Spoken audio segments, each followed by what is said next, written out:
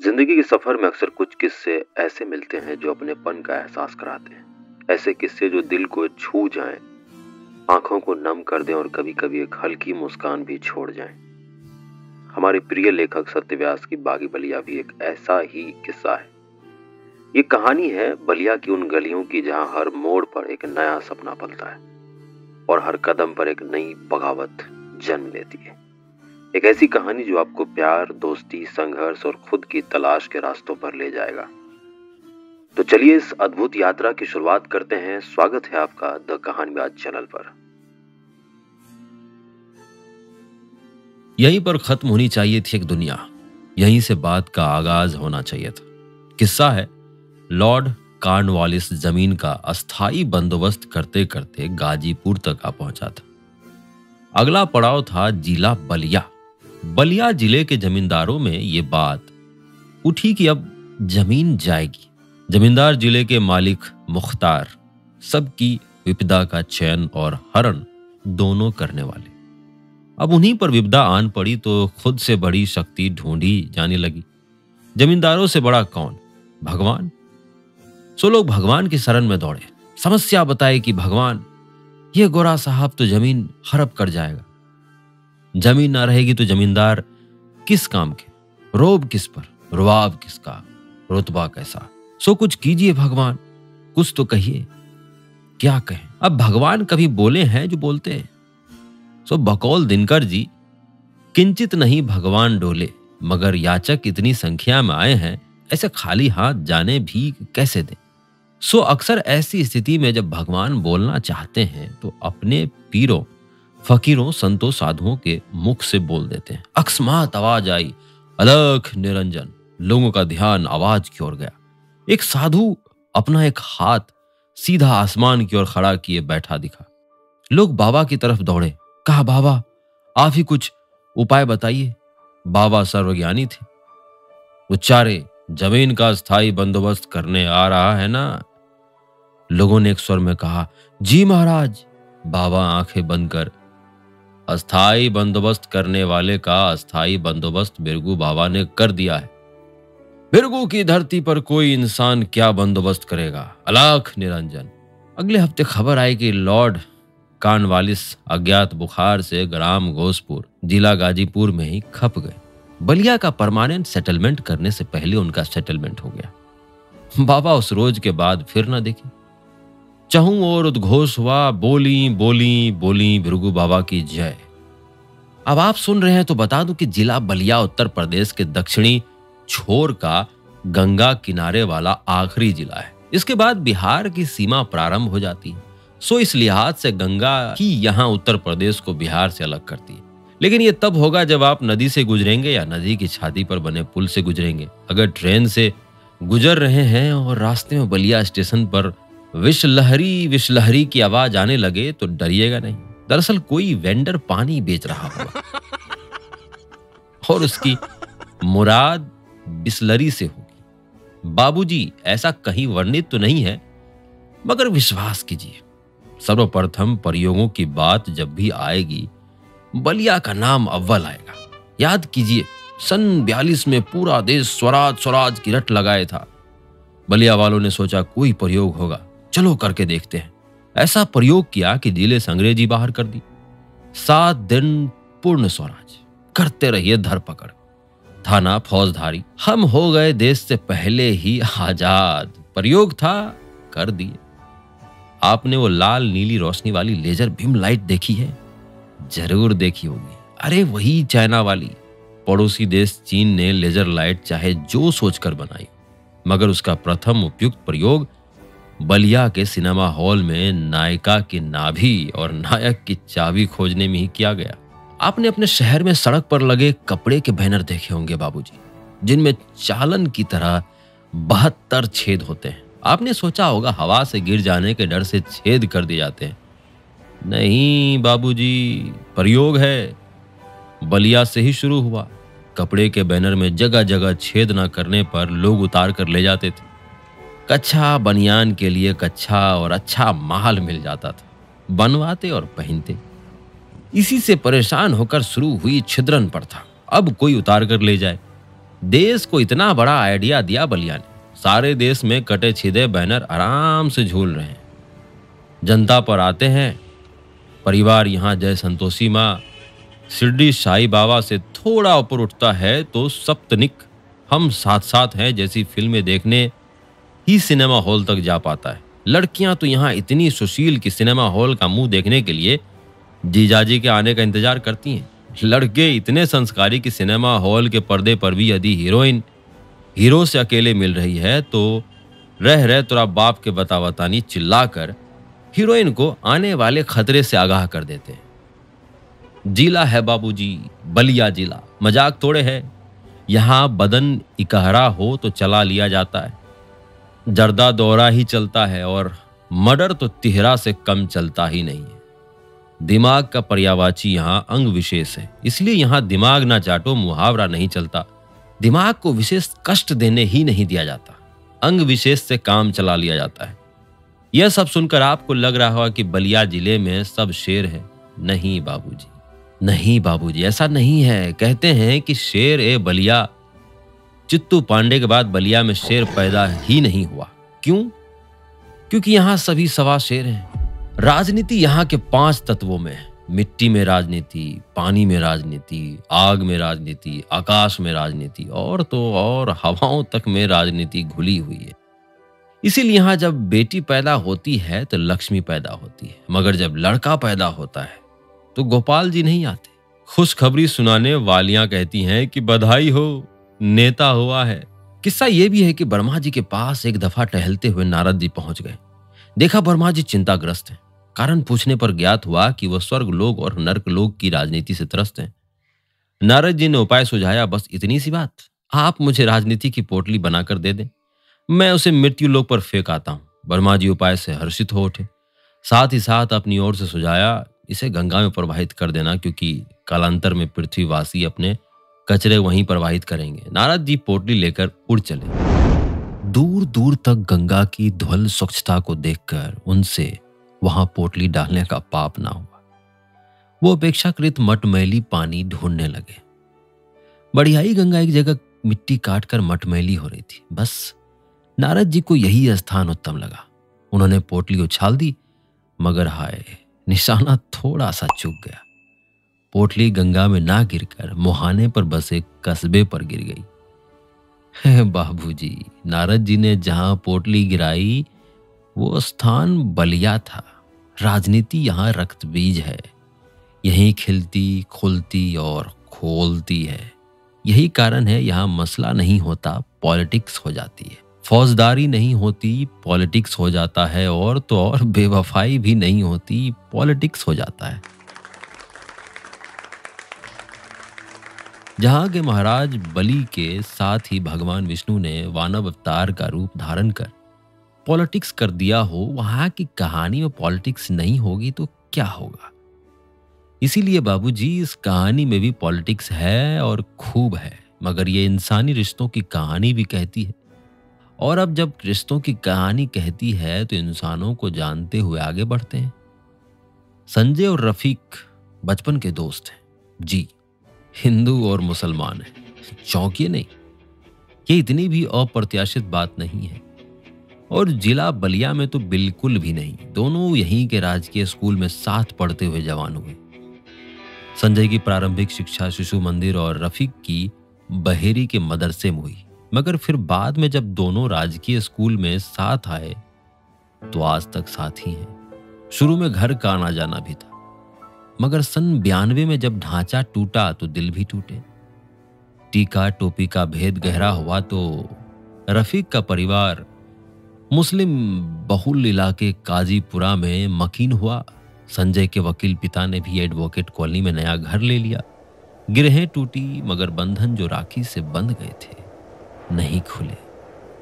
संजय की चचेरी बहन ज्योति साल हर साल संजय के साथ साथ रफीक को भी राखी बांधती रही। और परिपक्व जहन में धर्म और सियासत का जहर अगर घुलता है तो दोस्ती के बीज भी वहीं पड़ते हैं। बीज जो बचपन में पड़ गए वो बड़े हुए तो पौधा बने, और जो एक दूसरे के धर्म की कुरीतियों का मखौल लगभग रोज ही उड़ाते हुए वटवृक्ष होते गए। दोस्ती पहले दिन बाद में ऐसा इनकी सोच में नहीं है, बस यूं ही है तो है। सो संजय के लिए रफीक मियां है और रफीक के लिए संजय नेता। अलावा इसके कोई और पुकार दोनों का एक दूसरे के लिए नहीं है। बलिया में हर दूसरा आदमी या तो नेता है या बनना चाहता है। संजय का भी लालसा अपने महाविद्यालय का छात्र संघ अध्यक्ष बनने की है। स्वभाव से ही धीर गंभीर है, दिल महज रफीक के सामने ही खोल पाता है। कम और काम की बात बोलना ही उसका स्वभाव है। उसके उलट रफीक के पास हर मुद्दे का अनुभव है, हर मुद्दे के किस्से हैं। महज आज में जीने वाला रफीक यदि अपनी फन्नी जिंदगी से कुछ समय निकाल पाता है तो वो भी संजय को अध्यक्ष बनाने के लिए चढ़ा देता है। रफीक के पिता का अपना ट्रांसपोर्ट का व्यवसाय है जिसे आगे उसे ही चलाना है, इसलिए फिलहाल उसके पास शहर भर की कन्याओं के पीछे गाड़ियां घुमाने और संजय को चुनाव लड़ाने के लिए पर्याप्त समय है। कहानियां दो लोगों की हो सकती है मगर दो लोगों से पूरी नहीं होती। उन्हें पूरा करने वाले पूरक चरित्र भी होते हैं। बिरजू ऐसा ही एक चरित्र है। पूरा नाम बस उसके कॉलेज आईडी में ही है। पिछले साल ही सुदूर गांव से बलिया स्नातक की पढ़ाई करने आया था। मांस, मछली, मदिरा, महिला, इन चारों मकारों से दूर रहने का प्रण लेकर शहर आए बिरजू का कॉलेज में दाखिला तब एक नेता संतोष सिंह शक्ति ने कराया था। इस बात से कृतज्ञ बिरजू अक्सर संतोष सिंह शक्ति के साथ ही रहता था। दिक्कत उस दिन हुई जब संतोष सिंह शक्ति ने धोखे से हंसी मजाक में ही बिरजू को कोफ्ता बताकर कबाब खिला दिया। अगले ही दिन जब संतोष कॉलेज चौक पर युवाओं को संबोधित कर रहे थे तो नीचे भीड़ से पुरजोर आवाज आई, संतोष नेता अमर रहे। संतोष बाबू और उनके दोस्तों ने चौंक कर देखा तो आवाज बिरजू की थी। संतोष को लगा लड़के से अति उत्साह में गलती हो गई है। उसने बात पर पर्दा डाला, भाषण खत्म की और तालियों की गड़गड़ाहट के साथ नीचे उतर गए। उसके उतरते ही बिरजू मंच पर चढ़ गया और माइक से चिल्लाया, संतोष तुम संघर्ष करो।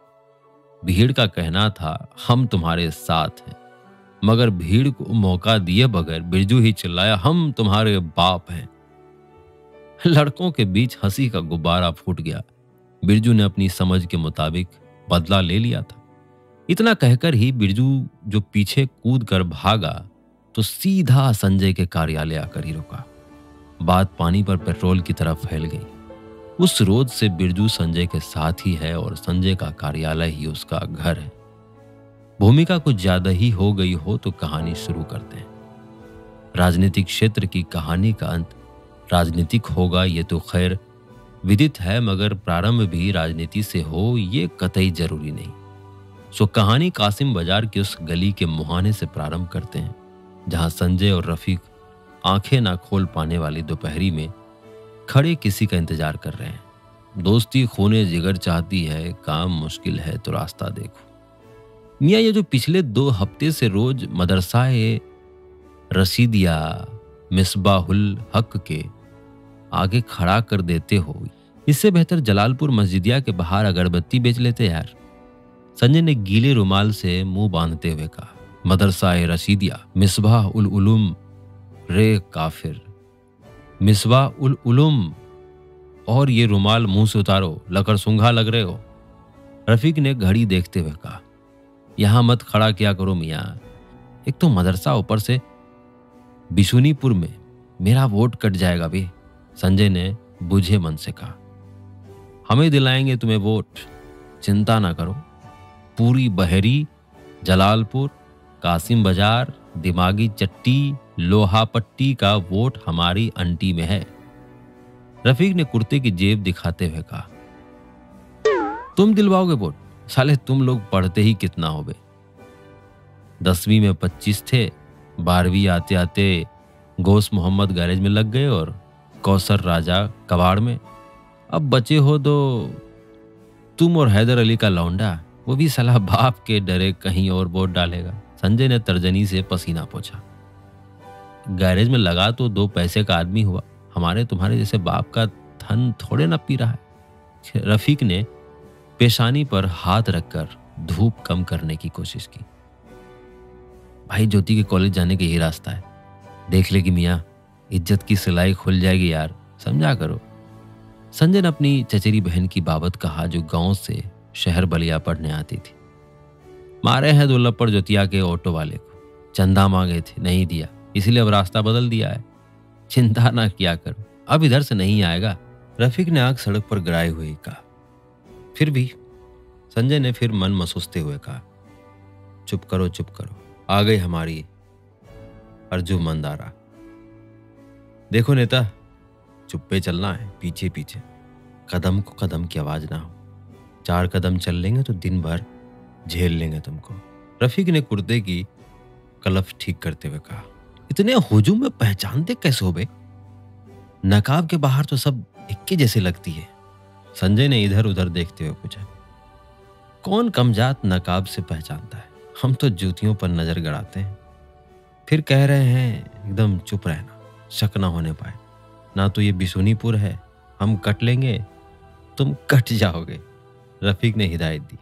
रफीक तब तक बातें पूरी करता, लड़कियों का एक जत्था हंसता खिलखिलाता दोनों के सामने से गुजर गया और साथ ही गुजर गई चंदा की खुशबू। संजय ने एक लंबी सांस के साथ इतनी जोर से खुशबू वाला ऑक्सीजन अपने फेफड़े के भीतर किया कि उसके सांस खींचने की आवाज से लड़कियां खिलखिला उठी। रफीक ने संजय की कलाई में चिकोटी काटी और फिर दोनों एहतियातन लड़कियों के पीछे पीछे हो लिए। एक गली के बाद जब लड़कियां कुछ कम हुई तो संजय ने फुसफुसाते हुए कहा, मियां तुम्हारा काम बना दें? तुम साले काम बढ़ा दोगे, कुछ ना करना वरना यही मुसलमानी कर देंगे। रफीक ने दांत पीसते हुए धीरे से कहा, मगर तब तक पतंग कट चुकी थी। संजय आगे बढ़ गया था। सुनिए, संजय ने आवाज देकर बची हुई 2 लड़कियों को रोका। दोनों लड़कियां रुक गई। संजय के समझ में ही नहीं आया कि किससे मुखातिब हो। उसे तो जूतियों का भी पता नहीं था। फिर भी उसने बिना कुछ सोचे हुए रफीक की ओर इशारा करते हुए कहा, वो आपसे कुछ कहना चाहता है और आप पगार पर रखे गए हैं ऐसा लगता है। नकाब के पीछे से ही शोख आवाज आई। संजय कुछ समझ ही नहीं पाया। उनसे कहिए यूं पीछा करना छोड़े, सैयदों की बदनामी होती है। नकाब के भीतर से आवाज रफीक को सुनाकर ही आई और आवाज तेज कदमों से आगे बढ़ गई। संजय जवाब सुनकर वापस मुड़ा और लगभग 10 कदम पीछे रहे रफीक के पास पहुंचकर हंसी दबाते हुए बोला, देखे मियां, 15 दिन से लगे थे तुम और हम 15 मिनट में पल्लू फिट कर दिए। तुम्हारे जैसे लोगों के लिए हमारे यहाँ कोड़ों की सजा रखी गई होगी नेता। रफीक वहीं सिर पकड़कर बैठ गया। थोड़ी देर की मातम पुरसी के बाद दोनों कंधे से कंधा जोड़े सिनेमा रोड की तरफ टहल गए। आर्थिक उदारीकरण अपने साथ साथ बाजारीकरण भी लेकर आया और साथ ही लेकर आया पश्चिमी देशों के पूर्व त्योहार और दिवस भी। सो आश्चर्य नहीं कि वैलेंटाइन का बाजार भी जब दबे पांव देश में घुसा तो बलिया तक भी आया। अत्यंत भोले और धर्म भीरू लोगों ने जब वैलेंटाइन डे का नाम सुना तो ये उन्हें वैलेंटाइन जैसा कुछ लगा। सो हाथ सिर जोड़कर उसे आने दिया गया। वो तो बुरा हो पॉलिटिशियनों का, जिन्होंने बता दिया कि ये धर्म और समाज भ्रष्ट करने वाली पाश्चात्य साजिश है। बवाल हुए होते रहते हैं, मगर बाजार जो एक बार प्रवेश कर गया तो घर कर ही गया। आज वही दिन था। दिन के 11:30 बज रहे थे जब रफीक मस्जिद की ओर से दौड़ा भागा गुजरा। मुअज्जिन साहब ने उसे भागते हुए देखकर टोकना चाहा पर कुछ सोचकर रुक गए। रफीक जो दौड़ा तो सीधा अधिवक्ता नगर में वकील साहब के दरवाजे पर आकर रुका। उसने अपनी सांसों को संयत करने का भी वक्त नहीं लिया। दरवाजे की सांकल खटखटाई तो ऊपर बालकनी से संजय ने ही झांका और हाथ में एक बोतल पानी लिए नीचे उतर आया। कहां से मुंह काला किए हो आ रहे हो मियां? संजय ने रफीक को पानी की बोतल देते हुए पूछा। सिनेमा रोड गए थे। रफीक ने बोतल के पानी को मुंह के ऊपर खोलने से पहले कहा। आधी बोतल पानी उसके हलक में उतर गई। अब यही दिन आ गया है कि ठेला रेहड़ी वाला लोग से भी चंदा मांग के चुनाव लड़ेंगे। संजय ने रफीक से बोतल ली और उस पर ढक्कन लगाया। हम तुम्हारे लिए चंदा मांग रहे हैं नेता, तुम बस हमारे लिए दुआ मांगो। रफीक ने अब भी हाँफते हुए कहा। हुआ क्या? कहाँ एडमिट हो रहे हो? डॉक्टर सैयद मिर्जा के छत पर। अर्जुमंद आरा से आज मैटर क्लियर करके ही आएंगे। 3 महीने से घुमा रही है, मोबाइल भी ले आए हैं। देखो, लेमन विलेज वैलेंटाइन स्पेशल। कुछ कहने की जरूरत ही नहीं पड़ेगी, हाथ में मोबाइल रखेंगे, दिल में गाना बजने लगेगा, हम तुम्हारे हैं सनम, हम तुम्हारे हैं सनम। बस मामला फिट, फिर निकाह, फिर वलीमा और फिर सुंदरम टॉकीज का cinema. Morning show at night. Rafiq ने एक सांस में कहा। मियाँ, तुम वैलेंटाइन की बात कर रहे हो? संजय ने आश्चर्य से रफीक की ओर देखते हुए पूछा। हाँ, तो आज मुहर्रम थोड़े ही है, रफीक ने हाथ में लिए मोबाइल पर अंगूठा चलाते हुए कहा। उसकी बात समझते हुए संजय के माथे पर बल पड़ गए। बेमर्दे, हम जो हैं जिला भर का दुकान बंद कराने की योजना का मसौदा लिए फिर रहे हैं, संस्कृति बचाते फिर रहे हैं, और यहाँ तो हमारे ही घर में विभीषण पैदा हो गया। तो कराओ ना बंद, मचाओ क्रांति। दिन में तो हम भी लपक के पीटेंगे। कब चलना है कहो? फुद्दन मियाँ का गधा भी रोज ईंट ढोते ढोते थक गया है, उसको भी ले चलेंगे। आज आशिक ढोएगा, लेकिन रात तो हमारी है ना नेता, आशिकों की। अंत आते आते रफीक ने ऐसे कहा जैसे अब वो गिड़गिड़ा उठेगा। आशिक साले हमारी छोड़ो, इस्लाम वाले ही तुम्हारी सवारी निकाल देंगे पहले। संजय ने कहा। नहीं बे, अल्लाह बड़ा रहीम है, गलती करके साफ मन से माफी मांग लो, माफ कर देते। मांग लेंगे माफी, और फिर मौलवी साहब भी तो खरीद रहे थे कार्ड, हमें देख के अचकचा गए, कहने लगे सऊदी वाले भाई को कार्ड ना भेजो तो नाराज हो जाता है। रफीक ने हंसते हुए कहा, मतलब मेरे अध्यक्षी का जनाजा निकाल कर रहोगे? अंतिम साल है भाई, अब की ना जीते तो जिला थूकेगा हम पर, बाहर जाना पड़ेगा जिला छोड़कर, और बलिया वाले बलिया के बाहर तिल तिल मरते हैं, जानते ही हो। संजय ने कहा। जीतेगा भाई हमारा, अध्यक्षी जीतेगा, फंड मिलेगा, ट्रक निकलेगा, बस जिंदगी सेट। रफीक अब भी अपनी ही बात पर था। फंड? संजय ने थोड़ा रुक कर कहा। फंड की ही बात कर रहे हो ना? हमको तो लगता है फंड तो नहीं मिलेगा। हाँ, जो उससे मिलता जुलता शब्द है वो जरूर मिल जाएगा। हंसाओ मत नेता, हम सीरियस हैं। बस आज जरा हम लोग अर्जुमंद आरा को सेट कर लें, उसके बाद। रफीक ने कहा। हम लोग का क्या मतलब मियाँ? हमको मत जोड़ना साथ में। सिटियाबाजी के चक्कर में हमको पढ़ना ही नहीं है, ठेले पर चढ़े नेतागिरी, नेता बनना ही नहीं है हमको। इज्जत रह जाए वही बहुत है, तुम जानो तुम्हारा काम जाने। संजय ने रफीक का मन पढ़ते हुए अपना पल्ला झाड़ा। बस हो गया, कर दिया ना कायराना बात। अब्बू ठीक कहते हैं, हिंदुवन के लड़का साथे मत रहो। अब्बू आगे भी कहना चाह रहे थे कि ऐसे पेलेंगे सबकी कहीं के नहीं रहोगे, मगर लिहाज करके चुप रह गए। लेकिन सही कह रहे थे अब्बू, वक्त पर धोखा दिए होने था। सुनो, तुम्हारे लिए ही कोई कहा है, पत्थर तो हजारों ने मारे थे मुझे, लेकिन पत्थर तो हजारों ने मारे थे मुझे, लेकिन जो दिल पे लगी आकर एक दोस्त ने मारा है। रफीक ने एक सांस में कहा और संजय को देखने लगा। संजय उसकी रग रग से वाकिफ था। उसे पता था कि यदि संजय और चुप रहा तो रफीक 2-4 और बेवफाई की शेर ठेल देगा। हार कर उसने कहा, करोगे कैसे साले? छत से चले जाएंगे, नसीम की छत से चढ़ेंगे, छते छत होते हुए जाने बहार के छत पर पहुंच जाएंगे। रोज शाम को छत पर आती है मेरी गुलनार। एक नाम बोलो साले, मिनट मिनट पर नाम बदल देते हो। अच्छा, और किसी ने देख लिया तो? संजय ने शंका जाहिर की। तो कहेंगे कि पतंग लूटने आए हैं। रफीक ने शंका का निवारण कर दिया। रात में पतंग कोई उड़ाता है क्या मियाँ? अरे हम रात में उड़ाएंगे, चाहे बरसात में उड़ाएं, किसी को क्या मतलब। रफीक ने रूखा सा जवाब दिया। चलो तुम पतंग लूट लो, लड़की से लिपट जाओ या खुद छत पर ही निपट जाओ। हमको बस ये बताओ कि हमें क्यों घसीट रहे हो? तुम बाप की डोर थामोगे तभी ना हम बेटी को ढील देंगे। हकीम को नीचे फंसाए रखना, घर में अकेला मर्द वही है, उसको थोड़ा देर औं पेचिस मल की शिकायत में उलझा दो, बस उतनी देर में तो हम प्रेम समस्या सुलझा ही लेंगे। रफीक ने एक सांस में अपनी बात कही। संजय सिर पर हाथ रखे मुस्कुराते हुए दाएं बाएं सिर डुलाते हुए बुदबुदाया, कलयुग आ गया है। तुरक पहले छाती दिखाते हुए सामने से आते थे, अब मोबाइल छुपाते हुए छत से आते हैं। विष्णुपुर मोहल्ला घर एक दूसरे से इतने जुड़े हुए कि यदि ये ईंट ना होकर दिल होते तो बंटवारे का सवाल ही नहीं था। मगर चूंकि दिलों में बंटवारे पहले ही हो चुके होते हैं, इसीलिए ईंटों की दीवारें खड़ी होती हैं और दीवारें भी इतनी सटी हुई कि महसूस होता है कि एक ही दीवार के सहारे ही दूसरे ने अपनी नींव खुदवाई है। जमीन के 1 इंच के झगड़े पर 10 इंच का भला पेवस्त कर देने वाले लोगों के घर इस माहौल में करीने से सजाए हुए माचिस की डिबिया की तरह ही लगते हैं।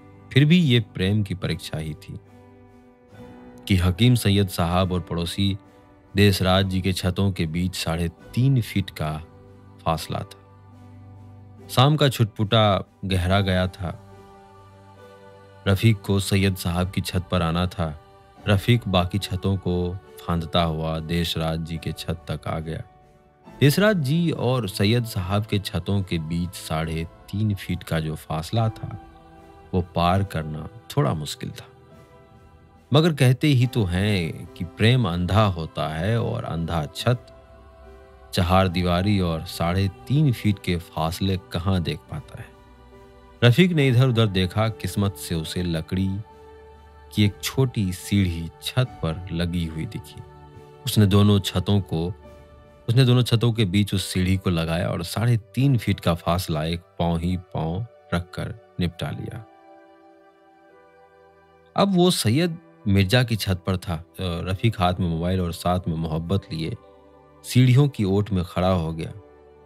अर्जुमंद आरा अभी आई नहीं थी, वो अब सीढ़ियां चढ़ रही थी।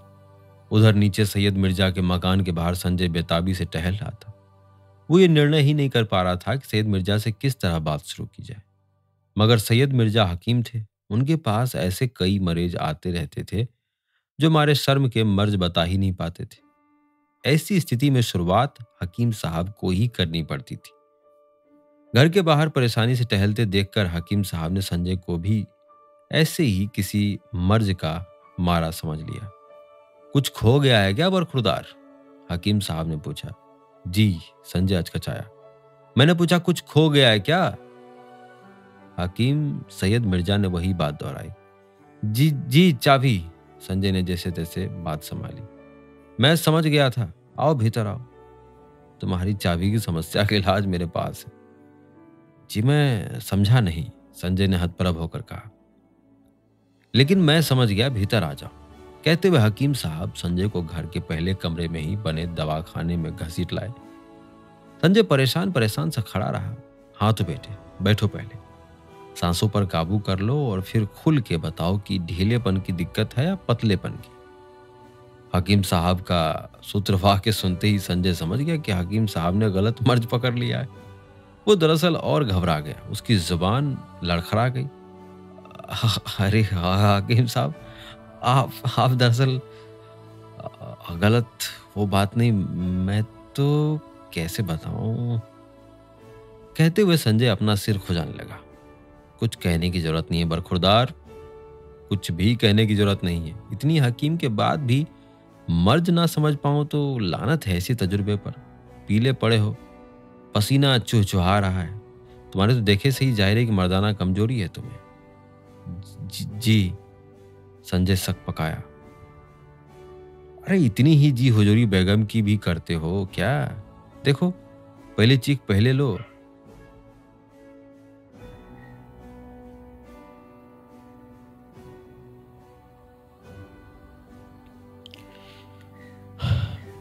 कुछ कहने की जरूरत नहीं है बरखुरदार, कुछ भी कहने की जरूरत नहीं। इतनी हकीमी के बाद भी मर्ज ना समझ पाऊं तो लानत है ऐसे तजुर्बे पर। पीले पड़े हो, पसीना चुहचुहा रहा है, तुम्हारे तो देखे से लग रहा है कि मर्दाना कमजोरी है तुम्हें। जी, संजय सक पकाया। अरे इतनी ही जी हजूरी बेगम के भी करते हो क्या? देखो, पहली सीख पहले लो, जनानी को काबू में रखो, जनानी काबू में रहेगी। और इसके लिए जरूरी है हमारा नुस्खा, जिसका नाम है सुलेमानी तिल्ला। बस 15 दिन और फिर जन्नत, और बस 15 दिन और फिर जन्नत देखो। क्या देखो? जन्नत देखो। संजय ने हारे हुए मन से ही बात दोहराई। हाँ, अब खुल कर आ रहे हो तो जल्दी जल्दी से पैजामा भी खोल दो, हकीम साहब ने बच्चों की तरह पुचकारते हुए कहा।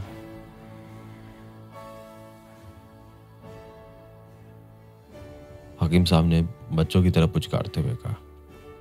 क्या? अंतिम वाक्य सुनकर संजय लगभग उठ खड़ा हुआ। बेटे, यहां तक आ गए हो तो फिक्र न करो। फिक्र करने के कारण ही ये हाल होता है।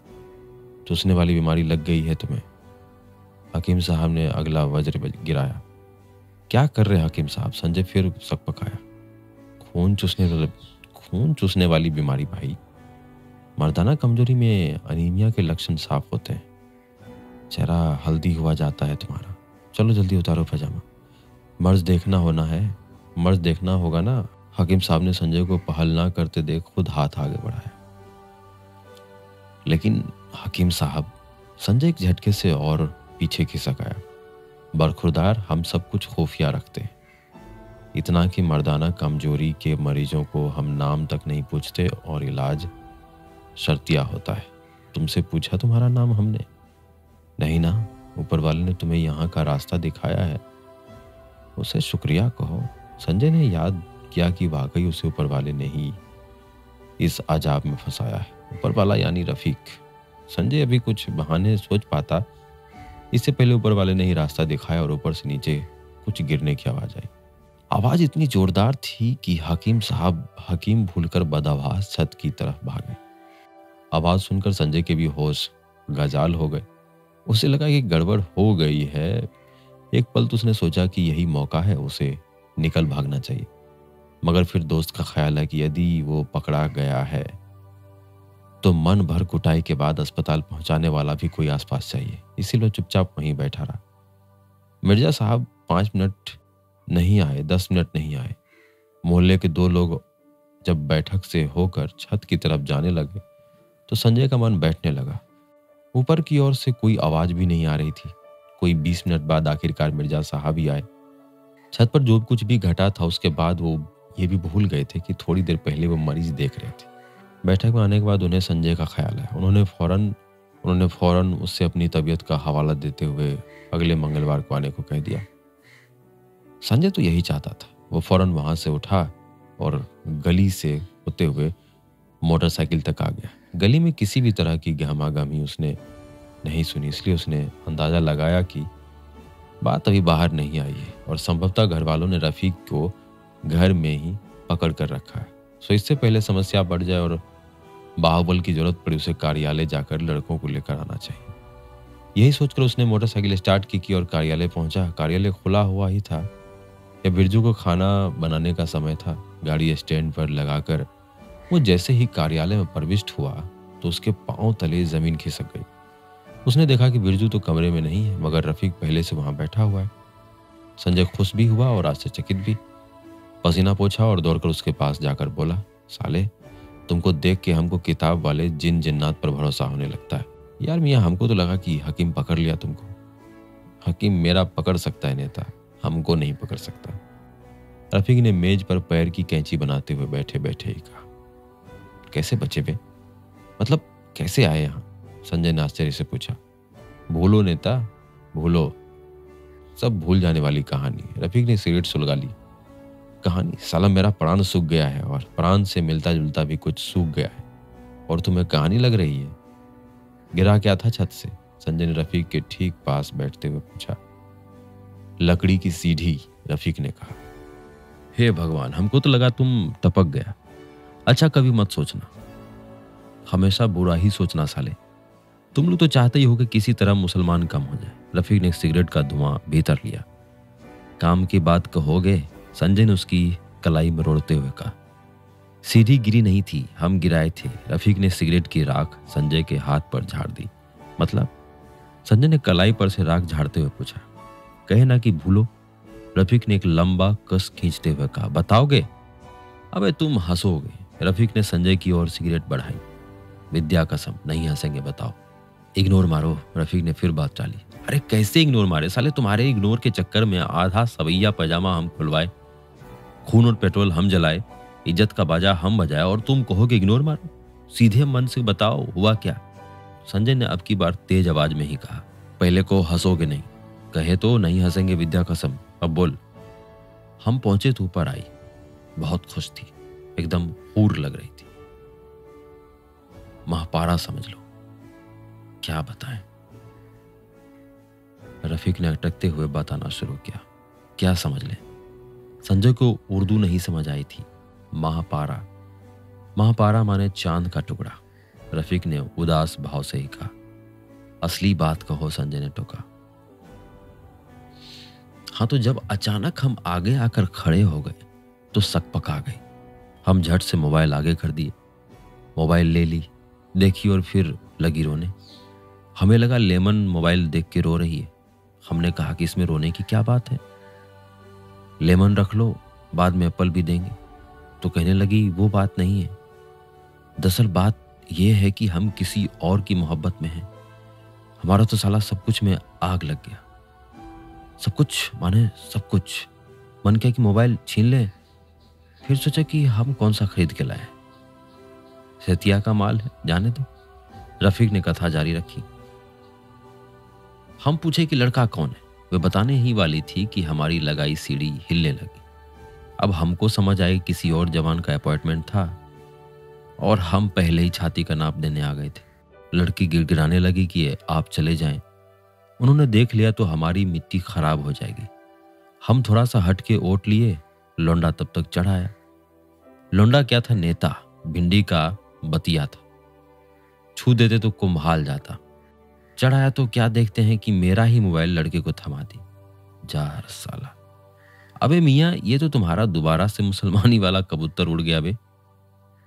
संजय हंसते हंसते दोहरा हुआ जा रहा था।